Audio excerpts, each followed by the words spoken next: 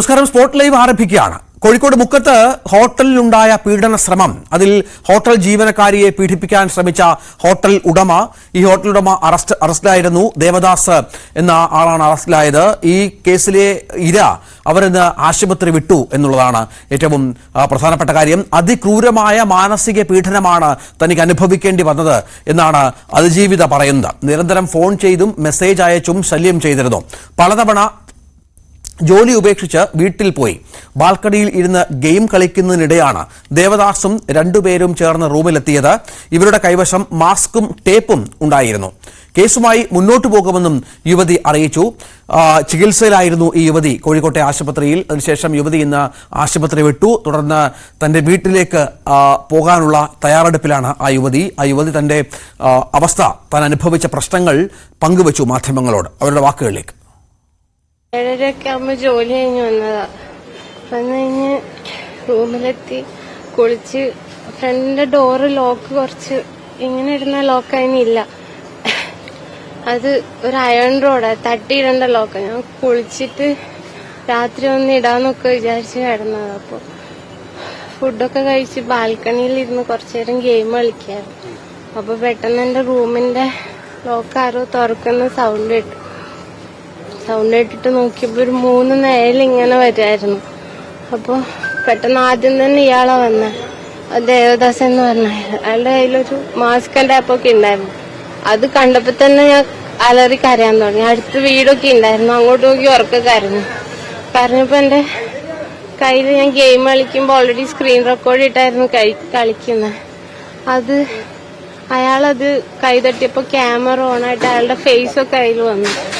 Face ഒന്നാളെന്റെ phone പിടിച്ചേറ്റിട്ട് അയാളുടെ പോക്കറ്റിലിട്ടു. രണ്ടു നേരം വന്ന് എന്നെ വലിച്ചടിപ്പിക്കാൻ നോക്കി അയാളുടെ അടുത്തേക്ക്. അയാള് മെസ്സേജ് അയച്ച് ശല്യം ചെയ്യുന്നുണ്ടായിരുന്നു. അപ്പൊ ഒക്കെ ഞാൻ വീട്ടിലേക്ക് പോകും, എനിക്ക് ജോലി വേണ്ടെന്ന് പറഞ്ഞിട്ട്.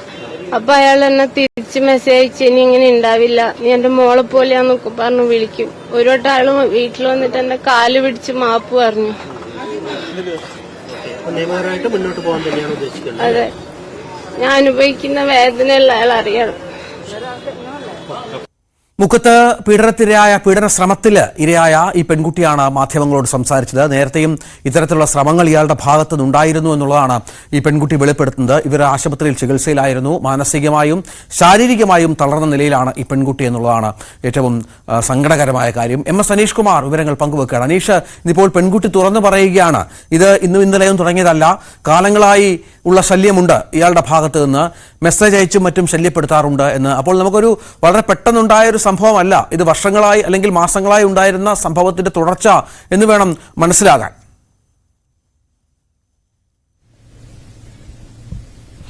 തീർച്ചയായും കഴിഞ്ഞ 3 മാസം മുമ്പാണ് ഈ കണ്ണൂർ സ്വദേശിനിയായ യുവതി ഈ ഹോട്ടലിൽ ജോലിക്ക് പ്രവേശിച്ചത്. അന്നു മുതൽ ഏതാണ്ട് ഇത്തരത്തിലുള്ള സമീപനങ്ങൾ ഇയാളുടെ ഭാഗത്തുനിന്നും ഉണ്ടാവുന്നു. ആദ്യം പിതൃസഹജമായ വാത്സല്യങ്ങളാണ് തനിക്ക്, അല്ലെങ്കിൽ തന്റെ മകളെ പോലെയാണ് കണക്കാക്കുന്നതെന്നാണ് ദേവദാസൻ ഈ യുവതിയോട് പറഞ്ഞത്. പക്ഷേ പിന്നീട് ഓരോ ദിവസം കഴിയുന്തോറും ഇയാളുടെ മനോഭാവത്തിൽ മാറ്റം വരുന്നു, ഇയാളുടെ പെരുമാറ്റത്തിൽ മാറ്റം വരുന്നു, ഇയാൾ അയക്കുന്ന സന്ദേശങ്ങളിൽ മാറ്റം വരുന്നു. അങ്ങനെ ഒരു ലൈംഗിക താല്പര്യം പ്രകടമായി തന്നെ പലപ്പോഴും ഈ യുവതിയോട് പങ്കുവെക്കുന്ന ആ തരത്തിലേക്ക് കാര്യങ്ങൾ നീങ്ങുന്നു. ഒരു തൊഴിലുടമ എന്ന രീതിയിൽ ചില സഹായങ്ങൾ ചെയ്തു നൽകുന്നു. അത്യാവശ്യം ചില വീട്ടിൽ കാര്യങ്ങളുള്ളപ്പോൾ പണം നൽകുന്നു. അത് ശമ്പളത്തിൽ നിന്നും ഓരോ മാസം തിരിച്ചു പിടിക്കുന്ന രീതിയിലുള്ള ക്രമീകരണങ്ങളൊക്കെ ഏർപ്പെടുത്തുന്നു. പക്ഷേ ഇതിനൊക്കെ അപ്പുറം ഈ സഹായങ്ങൾ കൂടുതൽ നൽകുമ്പോൾ തിരിച്ച് പല കാര്യങ്ങളും പ്രതീക്ഷിച്ചുകൊണ്ടാണ് കാര്യങ്ങൾ ചെയ്യുന്നതെന്ന് പരസ്യമായി തന്നെ പലപ്പോഴും യുവതിയോട് പറയുന്ന അവസ്ഥയിലേക്ക് കാര്യങ്ങൾ നീങ്ങുന്നു. അങ്ങനെ വന്നപ്പോൾ ഏതാണ്ട് 1.5 മാസം മുമ്പ് ഈ യുവതി ജോലി അവസാനിപ്പിച്ച് വീട്ടിലേക്ക് മടങ്ങിപ്പോകുന്ന ഒരു സാഹചര്യമുണ്ടായി. പക്ഷേ അന്ന് ഇയാൾ കോഴിക്കോട് നിന്നും കണ്ണൂരിലെ വീട്ടിലെത്തി ഈ കുട്ടിയുടെ കാല് കരഞ്ഞു പിടിച്ചാണ് വീണ്ടും ജോലിയിൽ പ്രവേശിപ്പിച്ചതും ഇക്കാര്യങ്ങൾ പുറത്ത് ആ രീതിയിൽ പറയരുതെന്നൊക്കെ അഭ്യർത്ഥിച്ചു വരുന്നു. ഇനി തന്റെ പക്കൽ നിന്നും ഒരിക്കലും ഇത്തരം ഒരു പെരുമാറ്റം ഉണ്ടാവില്ല, ഒരു മകളോടെന്ന വാത്സല്യം മാത്രമാണ് ഇനി നിന്നോട് ഞാൻ കാണിക്കുക എന്നൊക്കെ ആവർത്തിച്ച് പറഞ്ഞു. ഇതിനുശേഷം ആ വാക്ക് വിശ്വസിച്ച് വീണ്ടും ഈ യുവതി ജോലിക്ക് വരുന്നു. പക്ഷേ അപ്പോഴും ഈ വാട്സാപ്പ് വഴി വീണ്ടും തന്റെ ഇംഗിതം നിറവേറ്റണമെന്ന ആവശ്യമായി ഇയാൾ രംഗത്ത് വരുന്നു. താൻ ഭാര്യയിൽ നിന്ന് അത്ര തൃപ്തനല്ല, അതുകൊണ്ട് നീ വേണമെന്നൊക്കെ ഉള്ള രീതിയിൽ മെസ്സേജ് അയക്കുമ്പോൾ ഇക്കാര്യം ഭാര്യയോട് തന്നെ തുറന്നു പറയും എന്ന രീതിയിലേക്ക് ഒടുവിൽ ഈ പെൺകുട്ടി എത്തുകയാണ്. ആ സമയത്താണ് ഇയാൾ ആ ഭീഷണിയുടെ മറ്റൊരു സ്വരവുമായി എത്തുന്നത്. എന്റെ പണം വളരെ അത്യാവശ്യമായി വേണം, അല്ലെങ്കിൽ നീ എന്റെ കയ്യിൽ നിന്നും പണം തട്ടിയെടുത്തു എന്നുള്ള രീതിയിലൊക്കെ പറയുമെന്നൊക്കെയുള്ള ഭീഷണിയുമായി വരുന്നു. ഇതിനും ശേഷമാണ് ഈ താമസ സ്ഥലത്തേക്ക് അർദ്ധരാത്രി 11 കൂട്ടാളികളായ 2 ജീവനക്കാരുമായി എത്തുകയും വീട്ടിനുള്ളിൽ അതിക്രമിച്ച് കയറി ഈ കുട്ടിയെ കടന്നുപിടിക്കാൻ ശ്രമം നടത്തുന്നു. കയ്യിൽ ടേപ്പും മറ്റ് മാസ്ക് ഒക്കെ അണിഞ്ഞാണ് ഇയാൾ എത്തിയതെന്ന് ഈ കുട്ടി തന്നെ പറയുന്നുണ്ട്. ഈ കുട്ടി അപ്പോൾ ഈ മൊബൈലിൽ ഗെയിം കളിച്ചുകൊണ്ടിരിക്കുകയാണ്, സ്ക്രീൻ റെക്കോർഡ് ഇട്ടിരുന്നു. അതിനുശേഷം ഇയാളുമായുള്ള പിടിവലിയിൽ ക്യാമറ ഓൺ ആവുകയും ഈ ദൃശ്യങ്ങൾ പതിയുകയും ചെയ്തു. ഒരു തരത്തിൽ പറഞ്ഞാൽ ഈ ദൃശ്യങ്ങൾ പതിഞ്ഞെങ്കിൽ ഇയാൾ പറയുന്ന അപവാദ പ്രചാരണങ്ങളിൽ ആളുകൾ വിശ്വസിക്കുകയും പോലീസ് അടക്കം തെറ്റിദ്ധരിക്കപ്പെടുകയും ചെയ്യുന്ന ഒരു സാഹചര്യമൊക്കെ ഉണ്ടാവും. ഒരുപക്ഷെ ഈ പീഡനം നടന്ന ശേഷവും അയച്ച വാട്സാപ്പ് സന്ദേശങ്ങളിലും ഇത് പ്രകടമാണ്.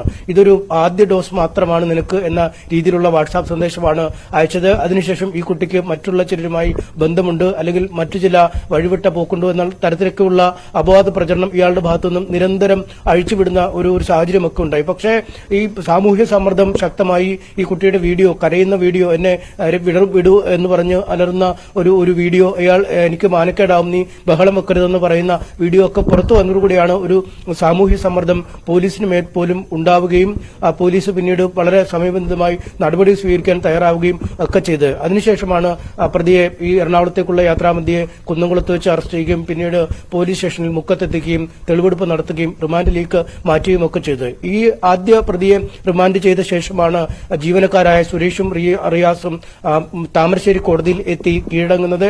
അതിനുശേഷം അവരെയും കോടതി റിമാൻഡിലേക്ക് മാറ്റി. ഇരുവർക്ക് വേണ്ടിയുള്ള കസ്റ്റഡി അപേക്ഷ കഴിഞ്ഞ ദിവസം തന്നെ പോലീസ് കോടതിയിൽ നൽകിയിരുന്നു. തിങ്കളാഴ്ച പ്രതികളെ കസ്റ്റഡിയിൽ ലഭിക്കുമെന്നാണ് പ്രതീക്ഷ. അതിനുശേഷം വീണ്ടും പ്രതികളെ ചോദ്യം ചെയ്യും. ആദ്യഘട്ടത്തിൽ ദേവദാസൻ നൽകിയ ചോദ്യം ചെയ്യലിൽ ദേവദാസൻ സമ്മതിച്ച കാര്യങ്ങളും ഈ പെൺകുട്ടി നൽകിയ മൊഴികളും ഇനി 2 ജീവനക്കാർ നൽകാൻ പോകുന്ന മൊഴികളുമൊക്കെ പരസ്പരം പോലീസ് പരിശോധിക്കും. ഇതിൽ പ്രതികൾ തമ്മിൽ നൽകിയിരിക്കുന്ന പ്രസ്താവനകളിൽ എന്തെങ്കിലും പരസ്പര വിരുദ്ധമായ കാര്യങ്ങളുണ്ടോ എന്ന് പരിശോധിക്കും. അങ്ങനെയെങ്കിൽ പ്രത്യേകം പ്രതികളെ ഇരുത്തി ചോദ്യം ചെയ്യും. പ്രതികളെ ഒന്നിച്ചിരുത്തി ചോദ്യം ചെയ്യും. അതിനുശേഷം 3 പ്രതികളുമായി ഒന്നിച്ച് സ്ഥലത്തെത്തി തെളിവെടുപ്പ് നടത്തുന്ന അടക്കമുള്ള കാര്യങ്ങളിലേക്കും കടക്കും.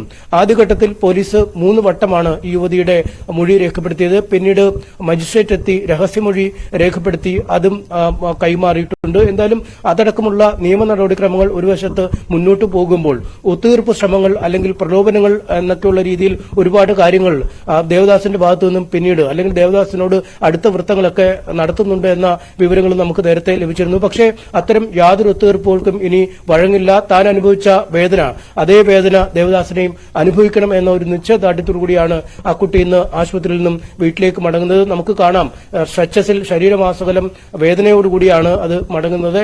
നട്ടെല്ലും വാരിയലിനുമൊക്കെ വലിയ പരുക്കുണ്ട്. ഒരുപക്ഷെ മാസങ്ങളോളം വീട്ടിൽ കിടന്ന് ചികിത്സ നടത്തിയാൽ മാത്രമാവും ഒരുപക്ഷെ ഇനിയും ഒരു സാധാരണ ജീവിതത്തിലേക്ക് ആ യുവതിക്ക് മടങ്ങിയെത്താൻ കഴിയൂ. അത്രമാത്രം പരുക്കുകൾ ആ കുട്ടിക്കുണ്ട്. എന്തായാലും അന്ന് താൻ അനുഭവിച്ച കാര്യങ്ങൾ ഓരോന്നായി കൃത്യമായി വ്യക്തതയോടെ പറയുകയാണ് ഇന്ന് ആ കുട്ടി ചെയ്തത്.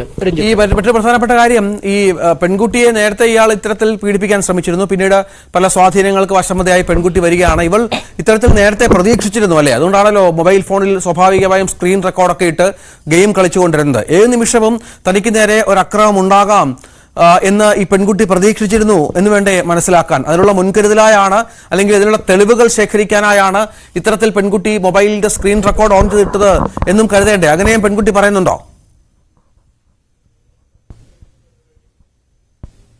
അല്ല, അങ്ങനെ പെൺകുട്ടി പറയുന്നില്ല. കാരണം മുൻകൂർ ഒരു മുൻകരുതൽ എടുത്താണ് ചെയ്തതെന്ന് ആ കുട്ടി പറയുന്നില്ല. കാരണം ഈ ഗെയിം കളിക്കുമ്പോൾ പലപ്പോഴും ഒക്കെ സ്ക്രീൻ റെക്കോർഡ് ഇട്ട് ഗെയിം കളിക്കുന്ന പതിവ് പലർക്കുമുണ്ട്. അങ്ങനെ സ്ക്രീൻ റെക്കോർഡ് ഓൺ ആക്കിയിട്ടാണ് ഗെയിം കളിച്ചത്. പിന്നീട് ഇയാൾ വന്ന് തന്നിലേക്ക് വലിച്ചടിപ്പിക്കാൻ ശ്രമം നടത്തി. ഇതിനിടയിൽ കൈയിൽ റെക്കോർഡിംഗ് അബദ്ധത്തിൽ വീണു എന്നാണ് കുട്ടി പറയുന്നത്. ഒരുപക്ഷെ ഈ ദൃശ്യങ്ങൾ റെക്കോർഡ് ചെയ്യുന്നുണ്ടെന്ന് ഈ കുട്ടി പോലും അറിഞ്ഞത് പിന്നീട് ഒരുപക്ഷെ ഫോൺ പരിശോധിച്ചോളാകാൻ സാധ്യതയുണ്ട്. ഈ കുട്ടിയെ ആക്രമിച്ചപ്പോൾ തന്നെ ഫോൺ ഇയാൾ തട്ടിയെടുക്കുകയൊക്കെ ചെയ്യുന്നു. പിന്നീട് ഇയാളിൽ നിന്ന് ഫോൺ വാങ്ങിയെടുക്കുകയുമാണ്.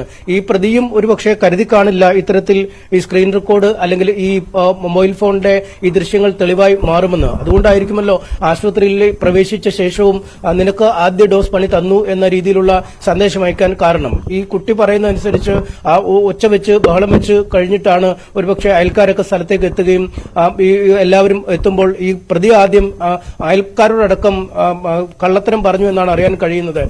ഫോണിൽ വിളിച്ചുകൊണ്ടിരിക്കുമ്പോൾ അബദ്ധത്തിൽ താഴേക്ക് വീണു എന്ന രീതിയിൽ ആ കുട്ടി അങ്ങേയറ്റം അവശയായിരുന്നു, അല്ലെങ്കിൽ സംസാരിക്കാൻ പോലും കഴിയാത്തൊരവസ്ഥയിലേക്ക് വീണു. അത്രയധികം ഉയരത്തിൽ നിന്ന് താഴോട്ട് വീണതാണല്ലോ. അതിനുശേഷമാണ് KMCT മെഡിക്കൽ കോളേജിലേക്ക് ഈ പ്രതിയും മറ്റ് 2 പ്രതികളും ചേർന്ന് ജീവനക്കാരും ചേർന്ന് കൊണ്ടുവന്ന് KMCT ആശുപത്രിയിൽ എത്തിയപ്പോൾ ഏതാണ്ടൊരു ബോധനില വീണ്ടെടുത്ത കുട്ടി അവിടുത്തെ ആശുപത്രിയിലുള്ള ആളുകളോട് തന്നെ പറഞ്ഞിരുന്നു തന്നെ ഇയാളും കൂട്ടാളികളും പീഡിപ്പിക്കാൻ ശ്രമിച്ചു, അതിൽ നിന്നും രക്ഷപ്പെടാൻ താൻ താഴേക്ക് ചാടിയതാണ് എന്ന്. ഇക്കാര്യങ്ങൾ പുറത്ത് പറഞ്ഞ ഉടൻ തന്നെ പ്രതികൾ ഈ യുവതിയെ ആ ആശുപത്രിയിൽ ഉപേക്ഷിച്ച ശേഷം വേഗം വാഹനത്തിൽ കടന്നു പോകുന്ന ഒരു കാഴ്ചയാണ് കാണാൻ കഴിഞ്ഞത്. അതിനുശേഷമാണ് പിന്നീട് നട്ടലിന് ഗുരുതരമായ പരിക്കുകളുണ്ടെന്ന് മനസ്സിലായപ്പോൾ മെഡിക്കൽ കോളേജ് ആശുപത്രിയിലേക്ക് മാറ്റുകയും അവിടെ എത്തിയ പോലീസ് ഉദ്യോഗസ്ഥരോടും ഇത്തരത്തിൽ മൊഴി തന്നെ, അതായത് ദേവദാസനും സുരേഷും റിയാസും ചേർന്ന് തന്നെ ആക്രമിക്കാൻ പീഡിപ്പിക്കാൻ ശ്രമിച്ചപ്പോൾ താൻ കെട്ടിടത്തിന് മുകളിൽ നിന്നും താഴേക്ക് ചാടിയപ്പോഴാണ് തനിക്ക് അതീവ ഗുരുതരമായി ഈ പരിക്കുകൾ പറ്റിയതെന്ന് മൊഴിയായി തന്നെ നൽകുകയായിരുന്നു.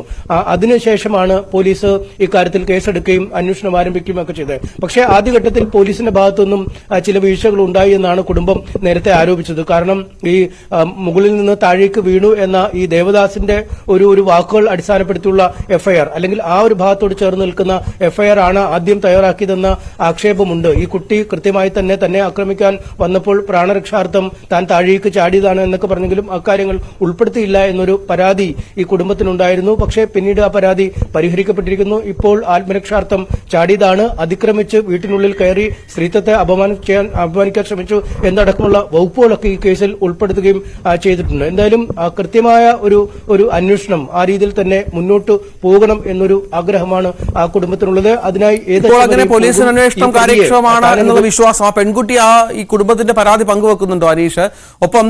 ഒപ്പമുണ്ടായിരുന്ന 2 പേർ, അവരുടെ ഒരു മോട്ടീവ് എന്തായിരുന്നു? ഇയാൾക്കൊപ്പം ചേരുകയായിരുന്നോ അവർ? ഇവരെ കൂടി കൂട്ടുകയായിരുന്നോ ഇത്തരം സംഭവങ്ങൾക്ക്? അത്തരം കാര്യങ്ങളിലൊക്കെ കുറച്ചുകൂടി ഒരു വ്യക്തത വരണമല്ലോ.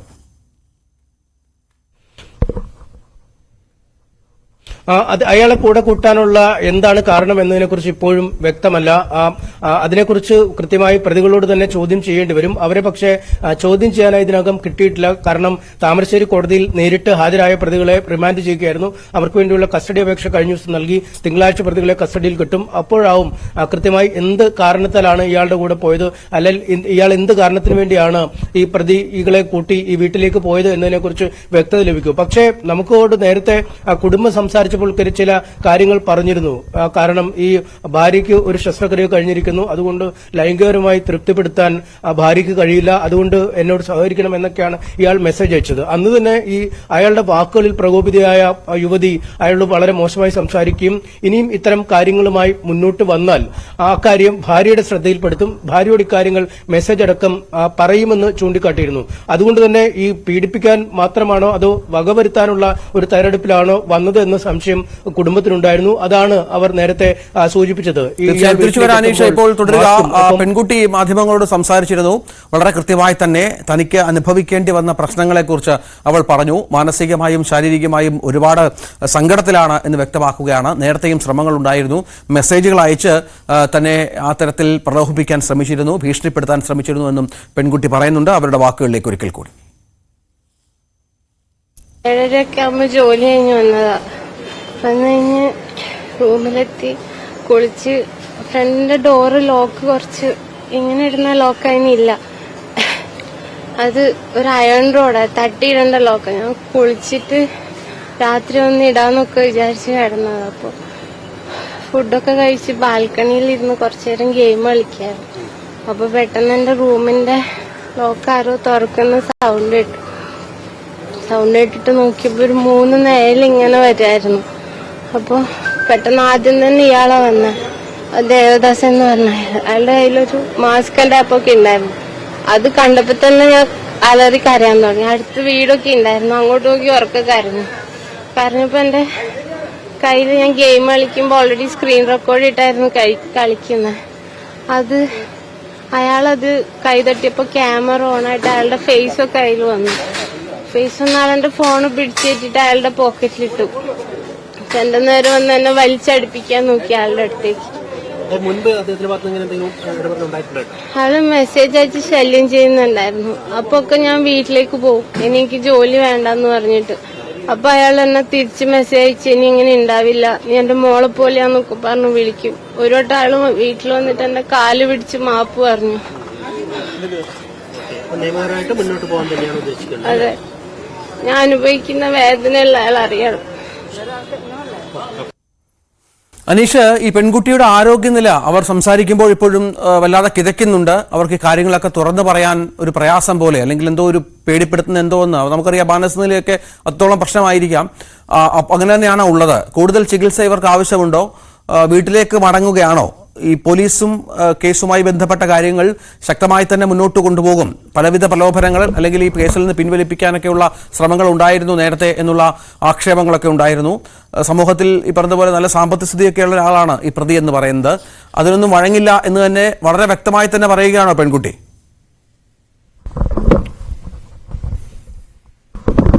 തീർച്ചയായും അവർ വീട്ടിലേക്ക് അല്ലെങ്കിൽ കണ്ണൂരിലേക്ക് മടങ്ങുന്നു, വീട്ടിലേക്ക് ഇന്ന് മാറ്റും എന്നാണ് അറിയിച്ചിരിക്കുന്നത്. അവർ ഒരുപക്ഷെ കുറച്ച് ദിവസങ്ങൾ കൂടെ കഴിഞ്ഞ് പോയാൽ മതി, പക്ഷേ ഡോക്ടറോട് ചോദിച്ച് ഡിസ്ചാർജ് വാങ്ങിയിരിക്കുന്നു എന്നാണ് അറിയാൻ കഴിയുന്നത്. കാരണം അവർക്ക് അപരിചിതമായ ഒരു സ്ഥലമാണ്, സഹായത്തിന് മറ്റ് ആളുകളില്ല. ഈ മെഡിക്കൽ കോളേജ് ആശുപത്രിയിൽ തന്നെ കഴിയുന്നത് ഈ സുരക്ഷാ പ്രശ്നങ്ങൾ അടക്കം ഉണ്ടാക്കുന്നു എന്നൊരു ആശങ്ക കഴിഞ്ഞ ദിവസം കുടുംബം പങ്കുവച്ചിരുന്നു. അതുകൊണ്ട് അവരുടെ സുരക്ഷിതമായ ഒരു ഇടത്തേക്ക് മടങ്ങാൻ തന്നെയാണ് അവർ ഉദ്ദേശിക്കുന്നത്. കാരണം പ്രതികൾ ഇപ്പോൾ റിമാൻഡിലാണെങ്കിൽ പോലും എന്തും ചെയ്യാൻ സ്വാധീനമുള്ള ആളുകളാണ്, അതീവ സമ്പന്നനായ ആളാണ്. 25 വർഷം മുമ്പ് മുക്കത്തെ പോലൊരു ഒരു ചെറിയ പ്രദേശത്ത് 1.5 കോടി രൂപ മുടക്കി സ്വിമ്മിംഗ് പൂൾ അടക്കമുള്ള ഒരു വീട് നിർമ്മിക്കാൻ ശേഷിയുള്ള അത്രമാത്രം സമ്പന്നനായ ആളാണ്. അമേരിക്കയിൽ വർഷങ്ങളോടും ഈ ഷിപ്പിംഗ് ജോലികളൊക്കെ ചെയ്ത് കോടികളുടെ സമ്പാദ്യവുമായാണ് തിരിച്ചു വന്നത്. അതിനുശേഷമാണ് ഈ ഹോട്ടൽ നിർമ്മിക്കുന്ന അടക്കമുള്ള കാര്യങ്ങളൊക്കെ നീങ്ങുന്നത്.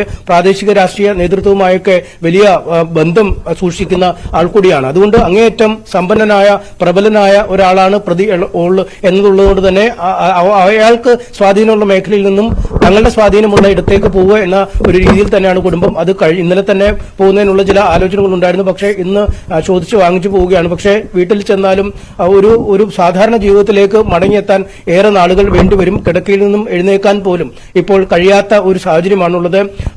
ചികിത്സയുടെ ഒരു പ്രാരംഭ നടപടികൾ, അതായത് ഫിസിയോതെറാപ്പി പോലുള്ള ചികിത്സകളൊക്കെ വേണ്ടിവരും. പക്ഷേ അതിനെക്കുറിച്ച് പോലും ആലോചിക്കാൻ കഴിയാത്ത വിധം അവശയാണ് എന്നാണ് ബന്ധുക്കൾ പറയുന്നത്. അതുകൊണ്ട് അങ്ങേയറ്റം ആരോഗ്യനില മോശമായ അവസ്ഥയിൽ തന്നെയാണ്. സംസാരിക്കാൻ പോലും അധികം പറ്റുന്നില്ല. അതുകൊണ്ടാണ് അധികം ചോദ്യങ്ങളിലേക്കോ മറ്റു കിടക്കാതെ ആ കുട്ടിയുടെ ശബ്ദത്തിൽ തന്നെ അതിന്റെ ഒരു വ്യത്യാസം അറിയാനുണ്ട്. എന്തായാലും സ്ട്രെച്ചസിലൊക്കെയാണ് നാട്ടിലേക്ക് മടങ്ങിയിരിക്കുന്നത്. നാട്ടിലെത്തിയ ശേഷവും തുടർ ചികിത്സയുമായി മുന്നോട്ട് പോകാൻ തന്നെയാണ് ഈ കുട്ടിയുടെ തീരുമാനം. ഈ കുട്ടിയുടെ കുടുംബത്തിന്റെ ഒരു പശ്ചാത്തലം പരിശോധിച്ചാൽ പോലും സാമ്പത്തികമായി അങ്ങേയറ്റം താഴെ തട്ടിൽ നിൽക്കുന്ന ഒരു കുടുംബമാണ്. ഈ കുട്ടിയുടെ അച്ഛൻ ഗൾഫ് രാജ്യങ്ങളിൽ ഒക്കെ ജോലിക്ക് പോയ ശേഷം വലിയ സാമ്പത്തിക പ്രതിസന്ധിയിലൂടെ തന്നെ മടങ്ങിയെത്തുന്നു. വളരെ ചെറുപ്പത്തിൽ വിവാഹിതയാവുന്നു. ഭർത്താവിന് കാര്യമായ ജോലിയില്ല. ഹോട്ടൽ മാനേജ്മെന്റ് പഠിച്ചത് വിവാഹശേഷമാണ്.